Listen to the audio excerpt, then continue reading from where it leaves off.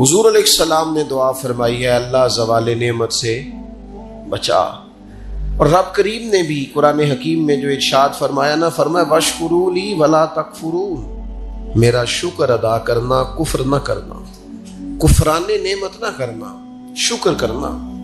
نعمت انسان کو ملتی ہے، لیکن کچھ لوگ اس نعمت کے بارے میں فتنے اور آزمائش کا شکار ہو جاتے ہیں۔ بڑا بڑا عروج لوگوں کو ملا، لیکن وہ سنبھال نہیں پائے اپنا عروج، اس کا دفاع نہیں کر پائے، اس سے کوئی کام نہیں لے سکے۔ اللہ تعالیٰ نے جو بلندی عطا فرمائی تھی، اس بلندی اور اس بڑی گہری چھاؤں میں لوگوں کو نفع نہیں دے سکے۔ قرآن مجید نے عروج و زوال کی جو داستان بیان کی ہے، اس میں ایک داستان بنی اسرائیل کی بھی ہے۔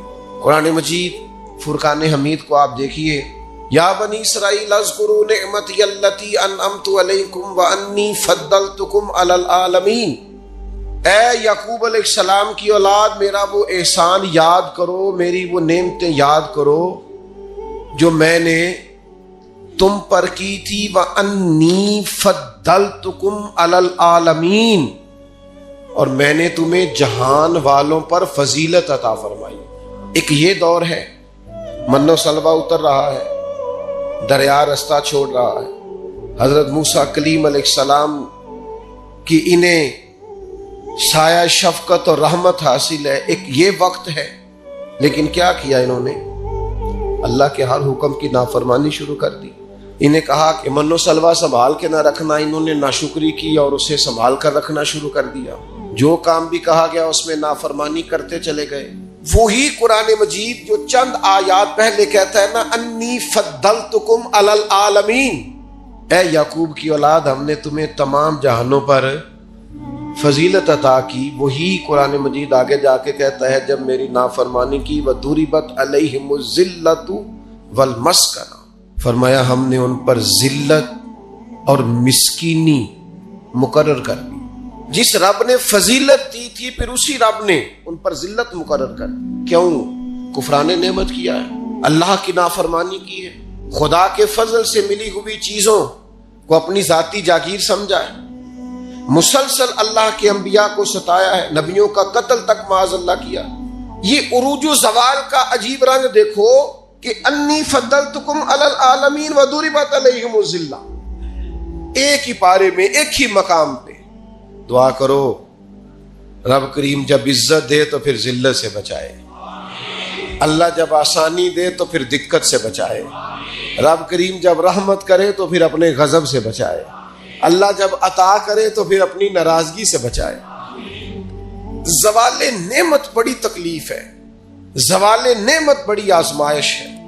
انسان کے پاس جب نعمت ہو تو اس سے چھن جائے، وہ بڑا تکلیف والا معاملہ ہے۔ تو نعمتیں چھنتی کیوں ہیں؟ زوال نعمت ہوتا کیوں ہے؟ چند ایک باتیں آپ کی خدمت میں عرض کرنی ہے کہ انسان سے نعمتیں چھنتی کیوں ہیں۔ سب سے پہلی بات تو یہ ہے کہ جب لوگ نعمت کی قدر نہیں نہ کرتے، نعمت رخصت ہو جاتی۔ نبی کریم صلی اللہ تعالی علیہ وسلم گھر تشریف لائے تو روٹی کا ایک ٹکڑا پڑا ہوا تھا زمین پر، تو حضور نے اٹھا کے فرمایا عائشہ اس کی قدر کرو، یہ جس گھر سے ناراض ہو جائے لوٹ کر نہیں آیا کرتا۔ اللہ نے نعمت دی ہے، لوگ قدر نہیں کرتے۔ میں نے بہت سارے مالدار دیکھے، ان کے بچے پیسوں کی قدر نہیں کرتے، رزق کی قدر نہیں کرتے، صحت کی قدر نہیں کرتے۔ اللہ نے اگر آسانی دے دی ہے پڑھنے کی، لکھنے کی، سمجھنے کی، قدر نہیں کرتے۔ یہاں تک کہ کچھ لوگوں کو رب کے بندے میسر آتے ہیں، خیر سیکھنے کا موقع ملتا ہے، پر بے قدرہ نے قدر نہ کیتی تے کیتی خوب تسلی ہوں، دنیا دار پجاری زر دے کتیاں دے گل ٹلی ہوں، بک بک روشن اکھیاں تکیو ویکھ حویلی کلی ہوں، کوچ نصیر اساں جدوں کیتی پہ جانی تھر تھلی ہوں۔ ناقدری یہ بھی زوال کا باعث بنتی ہے۔ اللہ نے نعمت دی ہے، اس کی قدر کرو، صحت کی قدر کرو، آواز کی قدر کرو، ہمت ہے تو اس کی قدر کرو۔ نعمت کی قدر نہیں کرتے لوگ۔ پیسے سے پیار کرنا اور ہے، اللہ کے دیے ہوئے رزق کی قدر کرنا یہ اور ہے۔ ہم ناقدرے ہو جاتے، بہت ساری چیزیں ہماری بغیر محنت کے ہمیں ملی بھی ہوتی ہیں تو ہم اس کا احساس نہیں کرتے. کبھی اس جگہ کھڑے ہو کے سوچو جہاں وہ شخص کھڑا ہے جس کے پاس وہ نعمت موجود نہیں ہے. میں گاڑی میں سفر کر رہا تھا, بچہ میرے ساتھ گاڑی چلا رہا تھا, تو 2-4 دیہاتی لوگ گاڑی کے آگے وہ سڑک پہ کھڑے تھے, تو سمجھ نہیں آ رہی تھی کہ یہ آگے کی طرف جانا چاہ رہے ہیں کہ پیچھے کی طرف آنا چاہ رہے ہیں. تو اس بچے نے سخت لفظ کہے کہ یار حد ہو گئی ہے, لوگوں کو سڑک کراس کرنے کی بھی عقل نہیں. میں نے کہا پتر یہ مقام شکر تھا, میں نے بسوں پہ سفر کیا ہے, مجھے اس کی تکلیف کا پتہ ہے. آپ کے نیچے گاڑی ہے اور آپ کو صرف 2 منٹ رکنا ہے کہ یہ گزر جائیں اور آپ اسی پر ہی پریشان ہیں. آپ ان کو گزر جانے دیں, آپ بریک لگا لیں, یہ آگے جائیں یا پیچھے جائیں, ٹائم دیں, قدر کریں. اگر اللہ نے نعمت دی ہے اسے ذاتی حق نہ سمجھیں. ایک تو ناقدری زوال نعمت کا باعث بنتی ہے, پھر ناشکری. جب لوگ شکر نہیں نہ کرتے پھر نعمتیں چلی جاتی ہیں. لَإِن شَكَرْتُمْ لَأَزِيدَنَّكُمْ, اگر تم شکر کرو گے تو میں نعمتوں میں اضافہ کر دوں گا. اور رب فرماتا ہے والا ان کفرتم ان عذابی لشدید, اگر تم نے کفران نعمت کیا تو میرا عذاب بھی بڑا سخت ہے. تو اس عذاب کا ایک معنی یہ بھی علماء نے کیا ہے کہ وہ نعمت تم سے چلی جائے گی اگر شکر نہیں کرو. کفران نعمت کرو گے, ناشکری کرو گے, وہ نعمت رخصت ہو جائے. بہت سارے لوگ ہیں قدر ہی نہیں کرتے. جہاں بھی آپ ہیں, جس مقام پر بھی ہیں, جہاں بھی ہیں, آپ کا سینہ ہر وقت چوڑا ہونا چاہیے. میں اپنے دوستوں کو سمجھانے کے لیے کہا کرتا ہوں کہ میں ناز سے کہتا ہوں جس طرح کے استاد مجھے ملے ہیں دنیا میں کسی کو نہیں ملے, اور جس طرح کے ماں باپ مجھے ملے ہیں میرا خیال ہے شاید کسی کو نہ ملے ہوں. اور پھر اس کے بعد جس طرح کے دوست, شاگرد, مرید, پیار کرنے والے, کہ دیکھو نا دوستوں کو جگہ نہیں ملی, کھڑے ہیں یہاں پہ. تو میں پھر کبھی کبھی ناز سے کہا کرتا ہوں خدا جانے بلندی ہے کہ پستی, پر جہاں میں ہوں وہاں کوئی نہیں ہے. آپ جہاں ہیں, جس مقام پر ہے, آپ کی طبیعت شکر کے اندر ڈھلی ہوئی ہو. ایک ہمارے ہاں بچہ پڑھا کرتا تھا, تو اچھے کھاتے پیتے گھر کا تھا, تو ہر وقت کی لڑائی, فلانی چیز نہیں ملی, فلانی چیز نہیں ملی, ہر وقت کا رٹا. تو مدرسے میں بچے کام لگے ہوئے تھے, تو ہماری مسجد کی نا, چھوٹی مسجد کی کھڑکیوں سے مدرسہ نظر آتا ہے. میں نے اسے کہا پتر وہ دیکھ ذرا کیا ہونے لگا ہے. تو مزدور نے پونا کھولا, دوپہر کا ٹائم تھا, پھر اس نے ہاتھ دھوئے, پونا کھولا, پانی رکھا, پھر وہ چھوٹا سا توڑا تھا سیمٹ والا, وہ بچھا کے اس پر وہ بیٹھ گیا. پھر اس نے جب کھولا نا پونا, تو اس میں سے جو روٹی تھی وہ کافی ساری, اچار وغیرہ, سالن, وہ کچھ پونے کو بھی لگ گیا تھا. پھر اس نے جس شوق سے بسم اللہ پڑھی ہے نا, اور جس مزے سے روٹی کھائی ہے نا اس نے, اور پھر اسے اس کے تلفظ نہیں ٹھیک ہوگا, پر لفظ تاثیر سے بنتے ہیں, تلفظ سے نہیں. ہو سکتا ہے اسے سیکھنے کی ضرورت ہو, لیکن اس نے جب وہ کھا کے ہاتھ اٹھائے نا, اور کپڑے سارے مزدوری سے بھرے ہوئے, اور جس ذوق سے اس نے آسمان کی طرف دیکھا, میں نے کہا پتر اس کو رزق کھانا کہتے ہیں اور اس کو شکر کرنا کہتے ہیں. یہ لائن لگی ہوئی ہے کھانے پینے والی چیزوں کی, اور اے میں نہیں کھانی, تو اے میں نہیں کھانی, تو یہ میری پسند کی نہیں ہے, تو یہ میرے ابا جی کہا کرتے تھے بھوک لگی ہوئے تے ہر شاید سواد ہے, تو نہ لگی ہوئے تے مڑ نخرے نخرے نے. نہ قدری اور نہ شکری یہ زوال نعمت کا باعث بنتی.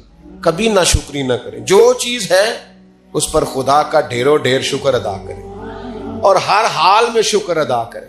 کہیں مالک نے جو مجھے دیا ہے کرم ہی ہو گیا, جو اللہ نے مجھے عطا کی ہے اس پر اس کی رحمت ہو گئی, فضل ہو گیا. حضور علیہ السلام نے فرمایا 70,000 لوگ ہوں گے جنہیں رب حساب کے بغیر جنت عطا کر دے.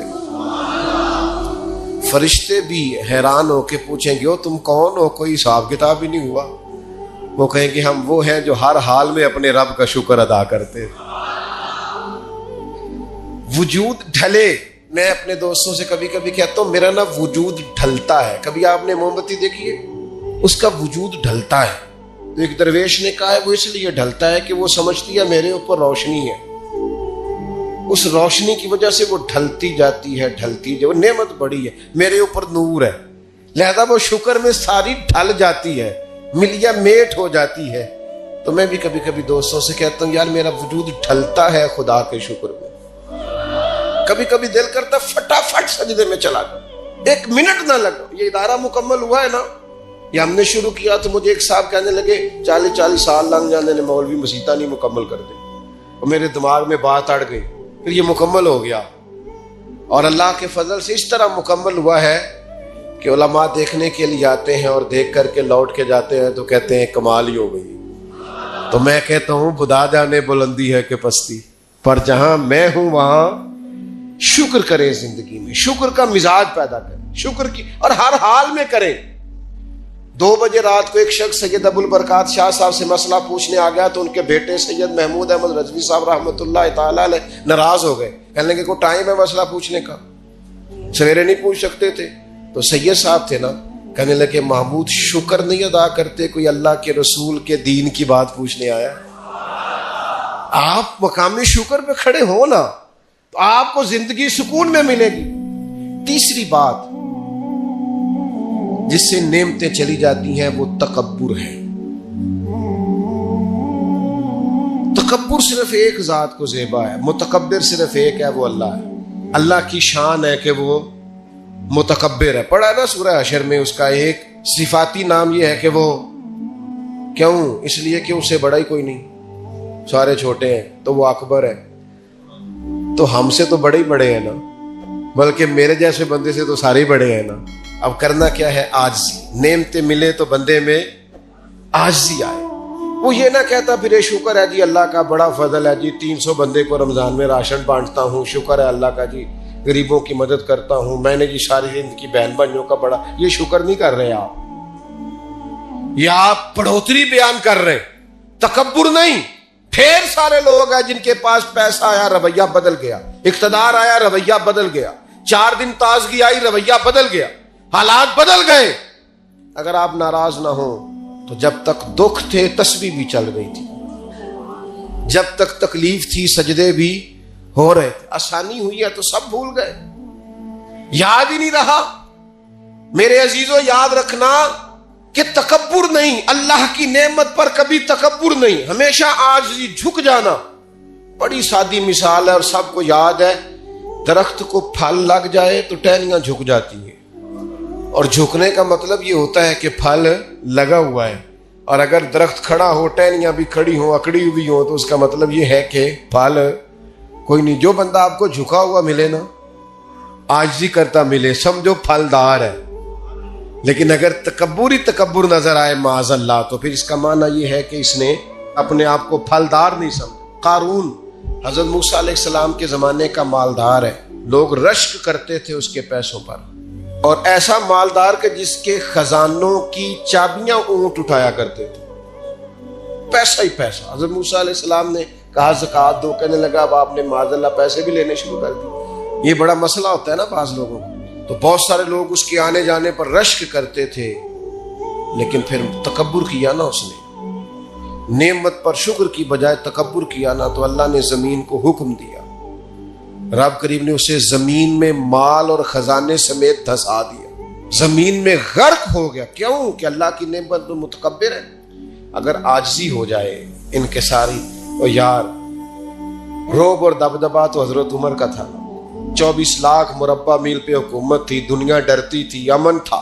عمر ہوتی تھی دنیا میں, اور عمر باغ میں کھڑے ہو کے کہتے تھے اچھا خطاب کا بیٹا اور امیر المومنین, اچھا اب تو امیر بن گیا ہے, یاد رکھنا.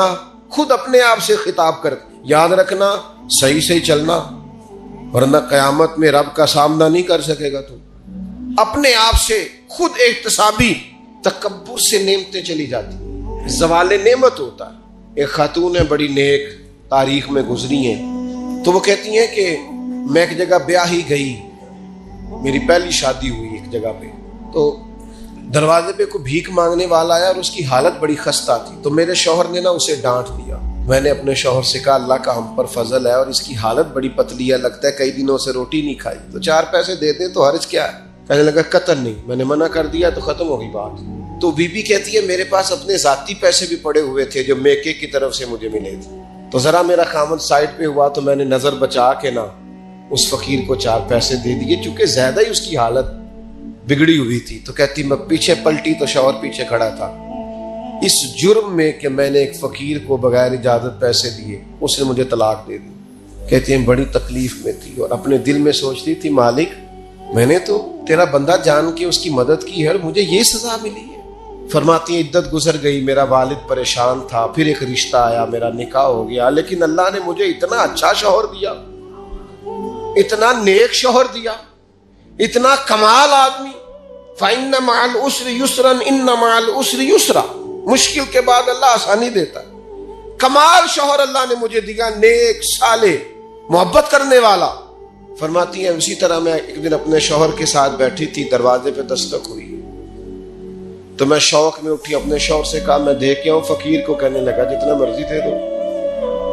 کہتے ہیں دروازے پہ گئی تو میری چیخ نکل گئی، اس لیے کہ دروازے پہ جو مانگنے آیا وہ میرا پہلا شوہر تھا۔ بے پرواہی ویک سجن دی جتھے کسے دی پیش نہ جاوے، انہیں مالا والے در در رولے تے منگتے ہیں تخت بٹھاوے، اوے سجنا ہو کسے نکارا مل دئی، کوئی کعبے ہو خالی آوے۔ وہ میرا پہلا شوہر دروازے اتنے، وہ بھی تڑپ گیا۔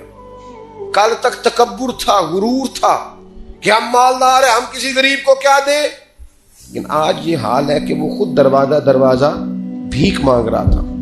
نہ قدری، نہ شکری، تکبر یہ زوال نعمت کا باعث بنتا ہے، انسان کے پاس سے نعمت رخصت ہونے لگ جاتی ہے۔ ایک چوتھی بات جو زوال نعمت کا باعث بنتی ہے وہ یہ ہوتی ہے کہ اللہ کی نعمت کو صرف اپنا حق سمجھ لینا۔ اللہ نے جو ہمیں دیا ہے نا وہ سارا ہمارا نہیں ہوتا، اس میں مسکین کا بھی حق ہوتا ہے، یتیم کا بھی حق ہوتا ہے، کمزور کا بھی حق ہوتا ہے، سائل کا بھی حق ہوتا ہے۔ سخت جملہ ہے پر چلو کوئی بات نہیں، کبھی کبھی کڑوی گولی سے بھی فرق پڑتا ہے۔ بعض لوگوں کو اللہ نعمت دیتا ہے وہ سانپ بن کے بیٹھ جاتے ہیں، وہ سمجھتے ہیں ہمارا حق ہے اور کسی کو دے کے احسان جتلاتے ہیں۔ میں ایک محفل میں گیا تو مجھے کہنے لگے 2 عمرے کے ٹکٹ بھی ہم نے دینے ہیں تو آپ نکال کے جائیں۔ میں کہا جنہوں دینے جو چپ کر کے دے دیو، یہ نہیں دیے جاتے۔ آپ نے اس کی فوٹو ہی بنانی ہے اور کسی کو عمرہ کرا رہے ہو، چپ کر کے دے دو، ختم ہو گئی بات۔ بچیوں کی، غریب بچیوں کی شادی کرانی ہے تو وہ ساری لائنوں میں بنا کے تصویریں بنانے کی کیا ضرورت؟ آپ سانپ بن کر نہ بیٹھیں۔ اللہ نے جو نعمت دی ہے، اور مشکات میں حدیث ہے حضور علیہ السلام نے فرمایا رب تمہیں جو رزق دیتا ہے تمہارے ضعیف اور کمزور لوگوں کی برکت سے عطا کرتا ہے، تو ان کی برکت سے تو تمہیں مل رہا ہے اور تم تکبر کرتے جا رہے ہو، غرور کر رہے ہو، اور تم کہتے ہو نہیں یہ میرا حق تھا۔ حق نہیں تھا بھائی، خدا نے اپنے فضل سے عطا کیا۔ اچھا پھر کچھ بندے بھول ہی جاتے ہیں، گاؤں سے آ کر پڑھنے والے بھول ہی گئے کہ کس کی ماں نے کتنا زیور بیچا تھا، وہ جدی پشتی امیر بن جاتے، وہ کہتے ہو نہیں جی اللہ دا فضل ہے جی، دادا جی دی بھی بڑی گل سی۔ بھائی دادا جی دی گل صرف زمین نال ہوندی ہے؟ ویسے آپ ایک اچھا انسان کہیں جھوٹ کیوں بولتے ہیں؟ صحیح بخاری میں حضرت ابو ہریرہ رضی اللہ تعالیٰ عنہ سے حدیث مروی ہے، بڑی مشہور ہے۔ نبی پاک علیہ السلام نے خود ایک قصہ بیان فرمایا بنی اسرائیل کا۔ حضور فرمانے لگے 3 شخص تھے، ایک کوڑ کے مرض میں مبتلا تھا، کوڑا تھا، ایک گنجا تھا، ایک نابینا تھا، ہر وقت پریشان رہتے تھے۔ میرے رب نے ان کو آزمانے کا فیصلہ کیا۔ دیکھو اللہ کے آزمانے کا طریقہ کیا ہے۔ ایک فرشتہ انسانی شکل میں آیا، سب سے پہلے جس کو کوڑ کا مرض تھا اس کے پاس آیا۔ حضور سید عالم صلی اللہ تعالی علیہ وسلم بیان فرماتے ہیں اس نے آ کے اس سے کہا کیا چاہتے ہو؟ اس نے کہا یار مجھے کوڑ کا مرض ہے، لوگ مجھ سے نفرت کرتے ہیں، گھن کرتے ہیں، کاش میری کھال ٹھیک ہو جائے، جلد ٹھیک ہو جائے، بیماری چلی جائے۔ تو فرشتے نے ہاتھ پھیرا، اللہ نے شفا عطا کر دی۔ شفا کس نے دی؟ ہاتھ کس نے پھیرا؟ تو کوئی عرض نہیں، اگر کسی وقت کوئی بزرگ دم کر دے، ہاتھ پھیر دے تو شفا اللہ ہی دیتا ہے۔ بخاری میں موجود ہے جو روایت عرض کر رہا ہوں۔ فرشتے نے ہاتھ پھیرا، اللہ نے۔ اب فرشتہ اس سے پوچھتا ہے پسند کیا ہے، مال کون سا پسند ہے؟ کہنے لگا اونٹ بڑے پسند ہے۔ تو فرشتے نے ایک حاملہ اونٹنی اسے دی اور برکت کی دعا بھی دی۔ اب فرشتہ آیا گنجے کے پاس، جناب کیا چاہتے ہیں؟ اس نے کہا میں گنجا ہوں، سر پہ بال نہیں ہے، اس کی وجہ سے چہرے پہ کوئی حسن بھی نہیں ہے، لوگ گھن کرتے ہیں، کبھی میرے بال آ جائے نا۔ فرشتے نے ہاتھ پھیرا، بال اللہ نے عطا کیے، اس کو شفا ہو گئی۔ اب فرشتے نے اس سے کہا کہ مال کون سا پسند ہے؟ کہنے لگا گائے بڑی پسند ہے۔ فرشتے نے تو اس کو ایک حاملہ گائے دی اور برکت کی دعا بھی دی۔ اب فرشتہ اندھے کے پاس آیا، کیا چاہتے ہیں؟ اس نے کہا رب نے بڑی سونی کائنات بنائی ہے پر میں دیکھ نہیں سکتا، کبھی آنکھیں مل جائیں نا تو ساری رونقیں ہی بحال ہو جائیں۔ فرشتے نے ہاتھ پھیرا، شفا۔ یاد رہے گا مسئلہ، یہ اتنا سا مسئلہ جس میں لوگ بڑی جلدی اڑ جاتے ہیں۔ فرشتے نے آنکھوں پہ ہاتھ پھیرا اور اللہ نے شفا عطا کر دی۔ فرشتے نے کہا پسند کیا ہے؟ کہا بکریاں بڑی پسند ہے۔ ایک حاملہ بکری بھی دے دی اور دعا بھی کر دی۔ اب وہ جس کو اونٹنی دی تھی حاملہ، اس کی حضور فرماتے ہیں پوری وادی اونٹوں کی بھر گئی، اور جس کو گائیں دی تھی اس کی پوری وادی گائیوں سے بھر گئی، اور جس کو بکری دی تھی پوری وادی ریوڑوں کے ریوڑ بکریوں کے تیار ہو گئے۔ اب رب نے فیصلہ کیا آزمائش کرنے کا۔ میں نے بہت پہلے کہا تھا، بات پھر دہراتا ہوں، زوال امتحان نہیں ہوتا، عروج امتحان ہوتا ہے۔ اصل تو آپ کا پتہ عروج کے دنوں میں چلتا ہے۔ اللہ نے فرشتہ بھیجا، وہی انسانی شکل میں، سب سے پہلے اس کوڑ کے مرض والے کے پاس آیا، کہا یار میں مسافر ہوں، کہیں سفر پہ جانا تھا، تو اللہ کی مدد، آپ کا تعاون درکار ہوا تو سفر ہو سکتا ہے، ایک اونٹ مجھے چاہیے۔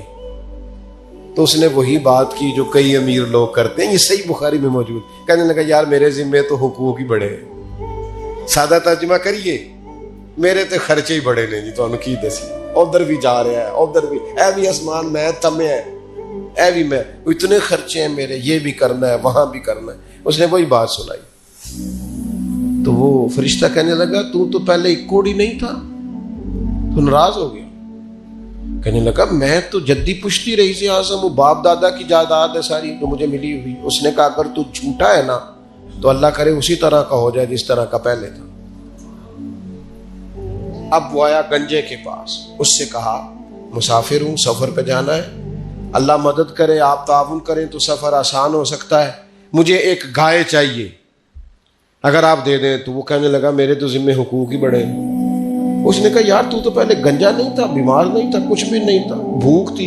کہنے لگا خبردار، میں تو جدی پشتی رئیس اعظم ہوں، باپ دادا سے امیر ہوں۔ اس نے کہا اچھا اگر تو جھوٹا ہے تو ویسا ہی ہو جائے جیسا پہلے۔ اب وہ آیا نابینا کے پاس، اس نے آ کے کہا مسافر ہوں، سفر پہ جانا ہے، اللہ مدد کرے، آپ تعاون کریں تو سفر آسان ہوگا، مجھے ایک بکری چاہیے اللہ کے نام پر۔ تو وہ اندھا کہنے لگا رب کے نام پر تو نے لینی ہے تو ایک کیوں لیتا ہے، جتنی چاہیے لے لے۔ اور میں تو پہلے اندھا تھا،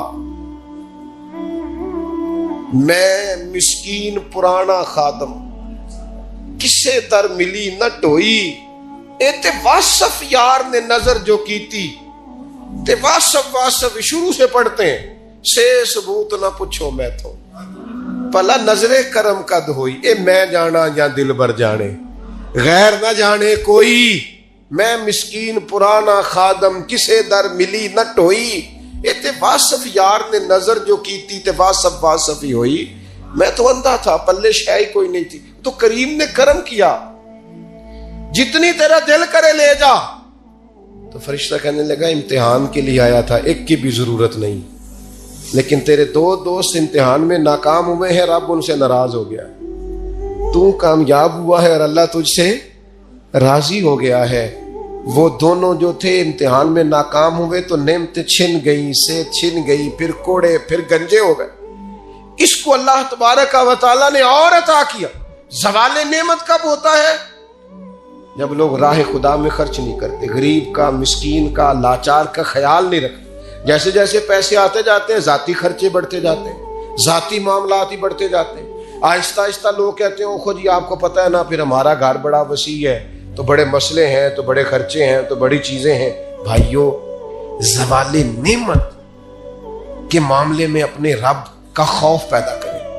اللہ سے ڈرے ہر وقت. جب تک نعمتیں نہیں نہ ہوتی تو گزارا ہو جاتا ہے، اگر ملنے کے بعد چھن جائیں تو پھر تکلیف بہت زیادہ ہوتی. تو زوال نعمت سے بچنے کے لیے تکبر سے بچیں، ناشکری سے بچیں، ناقدری سے بچیں، اور پھر صرف اپنا حق سمجھنے سے بچیں. اسے بانٹیں، عاجزی میں رہیں، شکر میں رہیں. آپ محسوس کریں گے کہ لئن شکرتم لازیدنکم، اگر شکر ادا کرو گے تو میں نعمتوں میں اضافہ کر دوں گا. نعمتیں محفوظ بھی ہو جائیں گی، ان میں اضافہ بھی ہوگا. ہر وقت نبی کریم شکر ادا کرتے، ہر وقت صحابہ اور اہل بیت مقام شکر پر فائز رہتے. یہ مقام شکر انسان کو زوال نعمت سے بچاتا ہے. اپنے آپ پر غور کریں، اگر کوئی بھی نعمت موجود ہے، وہ اولاد کی صورت میں ہے، وہ صحت کی صورت میں ہے، وہ بہن بھائی، ماں باپ، دوست احباب، بیوی بچوں کی صورت میں، جو بھی انعام اللہ کے موجود ہے اس میں کبھی تکبر کا شکار نہ ہو. اپنا معاملہ رب کریم کے ساتھ، ہماری سوچیں کس طرح کی ہیں، ہمارے اندر ماحول کس طرح کا ہے. وہ چونکہ دلوں کے حال جانتا ہے، اور نبی پاک صلی اللہ علیہ وسلم نے فرمایا نہ تمہاری جیبیں دیکھتا ہے نہ تمہارے چہرے دیکھتا ہے، وہ تو جب دیکھتا ہے تمہارا دل دیکھتا ہے. اس کی کیفیت کیا ہے؟ حضرت انس بن مالک رضی اللہ تعالیٰ عنہ فرماتے ہیں، اس حدیث کو یاد رکھیے گا، حافظ منذری نے ترغیب و ترہیب میں لکھی ہے. فرماتے ہیں کہ حضرت انس بن مالک رضی اللہ تعالیٰ عنہ فرمانے لگے کہ ایک حضور کے ایک غلام، ایک صحابی بیمار تھے. تو حضور نے فرمایا انس چلو تیمارداری کرتے ہیں. کہتے ہیں حضور کے ساتھ گئے، نبی پاک صلی اللہ علیہ وسلم پہنچے. جب ہم نے اس شخص کو دیکھا تو حضرت انس کہتے ہیں ہم پریشان ہو گئے، کیونکہ ہم نے اسے بڑا صحت مند دیکھا تھا، وہ کمزور ہو گیا، وجود پر بہت سارا گوشت دیکھا تھا. اب ہم دیکھ رہے ہیں کہ وہ ہڈیاں ہی ہڈیاں رہ گئی ہیں، چہرہ بڑا بارونق تھا، اب کمزوری ہو گئی. رسول کریم تشریف لے گئے اور حضور اس کی چارپائی کے سرہانے بیٹھے، اور جب حضور نے اپنا دست مبارک اس کے بالوں میں رکھا اور نبی پاک نے دست شفقت پھیرا تو کہتے ہیں اس شخص نے آنکھیں کھولی اور حضور کا چہرہ دیکھا تو اس کی خوشی کی کوئی انتہا نہ رہی. بڑا راضی ہوا، بڑا راضی. اور حضور نے اس کے لیے دعا کی، اس دعا پر بھی اسے بڑا اطمینان قلب بھی نصیب ہوا. کہتے ہیں حضور اکثر تیمارداری فرماتے تھے، پر آج نہ حضور نے ایک نرالی، انوکھی اور انفرادی بات ارشاد فرمائی. حضور نے فرمایا تو بڑا صحت مند تھا، کمزور ہو گیا، بڑا طاقتور تھا تو ضعیف ہو گیا، ایک سوال کا جواب تو دے. یا رسول اللہ فرمائیے. تو حضور فرمانے لگے اس حالت میں جب تو شدید بیمار اور تکلیف میں، یہ بتا کہ اس وقت تیرا اپنے رب کے بارے میں گمان کیا ہے. حضرت انس کہتے ہیں پہلے حضور بیماروں سے یہ سوال نہیں پوچھتے تھے، آج پوچھا. کیونکہ صحت میں لوگوں کی زبان پہ شکر ہوتا ہے اور بیماری میں شکوے ہوتے ہیں، معاذ اللہ. اس وقت اللہ کے بارے میں یہ سوچ حضور نے ہمیں دی ہے. تم نے ہر وقت یہ ذہن بنانا ہے کہ یہاں رب کریم کے بارے میں کیا تصورات پل رہے ہیں، آوازیں کیا اٹھ رہی ہیں، اس وقت تیرا اللہ کے بارے میں گمان کیا ہے. تو جناب انس بن مالک کہتے اس نے ہمیں اشارہ کیا کہ مجھے اٹھا کے بٹھاؤ. ہم نے بٹھایا تو کہتے ہیں پھر اس نے اپنی آنکھیں کھولی اور حضور کے چہرے نور پر نظر کر کے نظر جھکا لی. عرض کرتا یا رسول اللہ میں کمزور ہوں، بیمار ہوں، تکلیف میں ہوں، اٹھ نہیں سکتا، کھا نہیں سکتا، پر حضور ابھی بھی میرے دل سے آواز یہی نکلتی ہے کہ میرا رب بڑا ہی کریم ہے، میرا اللہ بڑا ہی مہربان ہے، وہ بڑا ہی معاف کرنے والا ہے، وہ اپنے بندوں سے پیار ہی بڑا کرتا ہے. آپ میری بات کو سمجھیں، کیفیت کیا ہے اور الفاظ کیا ہیں. حضور وہ مجھ سے بڑی محبت کرتا ہے، بڑے پیار والا ہے. یہ لفظ کہتے کہتے آواز بھرا گئی، آنسو نکل آئے. پھر اس نے تکلیف زیادہ محسوس کی تو وہ لیٹ گیا اور پھر اس نے حضور کے چہرے نور پہ نظر ڈالی، کلمہ پڑھا، روح ہی پرواز کر گئی. حضرت انس بن مالک فرماتے ہیں ہم اس کے گھر سے نکلے اور جب حضور اس کے کمرے سے باہر آئے تو رسول کریم نے پلٹ کر رک کر پھر پیچھے دیکھا اور فرمایا انس اگر کسی جنتی کی زیارت کرنی ہے تو میرے اس غلام کا چہرہ دیکھ لو. اس لیے کہ جن لوگوں کے نظریات رب کریم کے بارے میں اس طرح کے ہوں پھر ان کے خاتمے خیر کے ہوتے ہیں، پھر اللہ ان کے لیے جنت کے فیصلے فرماتا ہے. اپنے افکار میں، نظریات میں، سوچوں میں کوئی ضروری نہیں ہے کہ ہم لوگوں کو دو لفظ کہہ کے مطمئن کر لیں تو ہم خود ضمیر کے قیدی بن کے زندگی گزار دیں. یہ معاملہ ٹھیک نہیں، یہ صحیح نہیں چلتا. آپ اپنی قلبی واردات پر قلبی خیالات اور تصورات پر کڑی نگرانی رکھیں گے۔ آپ دیکھیں گے کہ کہاں یہ مجھے خرابی کی طرف لے کر کے جا رہا ہے، کہاں یہ بدگمانیاں پیدا کر رہا ہے، کہاں یہ خرابیاں لا رہا ہے، یہ سختی پیدا کر دے گا۔ اپنی ساری توجہ اپنے رب رسول کی جانب مائل کریں۔ جتنا آپ دائیں بائیں دیکھیں گے نا، اتنا گاڑی کے ٹکرانے کا خطرہ بڑھ جائے گا، وسوسے زیادہ آئیں گے، الجھ جائیں گے۔ اتنا زیادہ دائیں بائیں نہ دیکھیں، یہ کیا کر رہا ہے، فلانا کیا کر رہا ہے، فلانے کا یہ معاملہ کس طرح کا تھا، نہ نہ نہ، آپ توجہ اللہ کی جانب رکھیں۔ دیکھیں میرا اور میرے رب کا معاملہ ٹھیک چل رہا ہے، اللہ رسول کے ساتھ میرے معاملات ٹھیک ہیں۔ یہاں تو آپ کسی کی اصلاح کریں گے، دعوت دیں گے یا دعا کریں گے، تنقید کی تو ویسے دین میں اجازت نہیں ہے۔ آپ نے یہاں کسی کی اصلاح کرنی اور وہ درد کے ساتھ کرنی، اور یہاں کسی کے لیے دعا کرنی ہے کہ یا اللہ اس بندے پہ رحم فرمائے سے بدل دے۔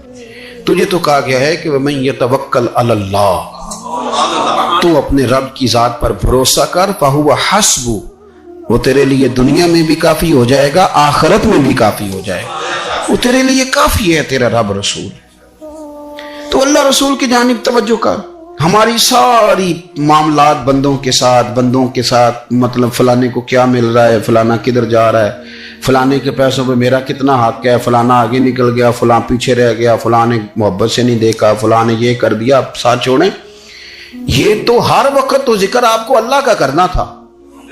یا ایھا الذین آمنوا اذکروا اللہ ذکرا کثیرا وسبحوہ بکرۃ وأصیلا، یہ جو آپ ہر وقت بندے کر رہے ہیں یہ تو آپ کو حکم ہی نہیں ہے، آپ نے تو ہر وقت اللہ اللہ کرنی تھی۔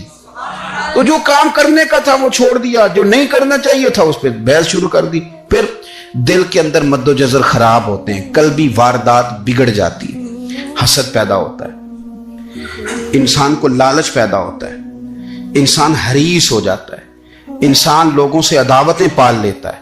کبھی ایسا کام نہ کرے۔ نبی پاک علیہ السلام کی پیاری زوجہ ام المومنین سیدہ عائشہ صدیقہ، بڑی شان ہے اس خاتون کی، بڑی عظمت ہے ان راہوں کے صدقے جن رستوں سے سیدہ پاک کی سواریاں گزرا کرتی۔ کیا درجہ اللہ نے دیا ہے سیدہ عائشہ صدیقہ کو، کہتی ہیں حضور کا وصال میری گود میں ہوا ہے۔ اور مولا علی شیر خدا فرماتے ہیں میں نے حضور کو سب سے زیادہ عائشہ صدیقہ سے پیار کرتے ہوئے دیکھا، اور عائشہ صدیقہ رضی اللہ تعالیٰ عنہ فرماتی ہیں میں نے حضور کو سب سے زیادہ فاطمہ الزہرا سے پیار کرتے دیکھا۔ یہ الگ ماحول ہے ان کا آپس میں۔ تو حضرت عائشہ صدیقہ اتنا بڑا مقام، لیکن وہ فرماتی ہیں میں نے ساری زندگی سیدہ خدیجہ الکبریٰ پہ رشک کیا۔ میں نے کہا کیا بات تھی اس خاتون کی جو وصال کر گئیں، لیکن شاید کو دن خالی جاتا ہو کہ مدینے والے ان کی وفاؤں کا ذکر نہ کرتے، شاید کوئی خالی دن جاتا۔ کہتی ہے میں نے اتنا قابل رشک ماحول نہیں دیکھا۔ ایک دن حضور گھر میں گوشت لائے اور مجھ سے فرمایا عائشہ گوشت پکاؤ، تو میں اسے صاف کرنے لگی تو حضور فرمانے لگے شوربہ ذرا زیادہ کرنا۔ تو میں نے عرض کی حضور کیا کچھ مہمان آئیں گے گھر میں؟ تو فرمایا نہیں عائشہ، مدینہ منورہ میں نا مجھے پتہ چلا ہے خدیجہ الکبریٰ کی کچھ سہیلیاں آئی ہیں، تو شوربہ بنا، میں انہیں پہنچاؤں گا، خدیجہ کی سہیلیوں کو شوربہ زیادہ پکا ذرا۔ تو حضرت عائشہ صدیقہ کہتی ہے میں نے بڑے نرم لب و لہجے میں بڑی بنا سوار کے مسجع مکفہ چن کے جملے بات کی۔